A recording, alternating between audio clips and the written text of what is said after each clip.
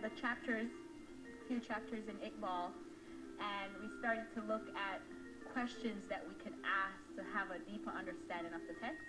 There are several strategies that I use to help my students formulate higher order questions. You had the opportunity to choose between the Freire model, Costa's level of questions, making observations based on the text, and verb starters. Costa's levels of questions, that's the easiest thing to do because you can pull those types of questions from the Costa's question starters in order to just connect those questions with that text. What strategy did you use to write that question?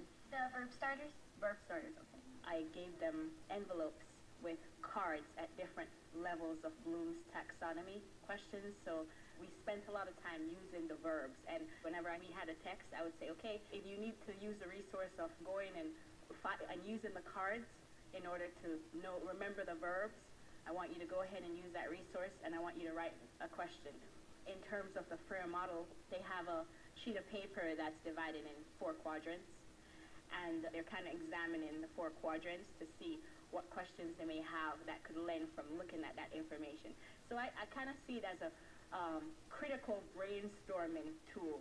What strategy did your partner use? He used notice. Notice?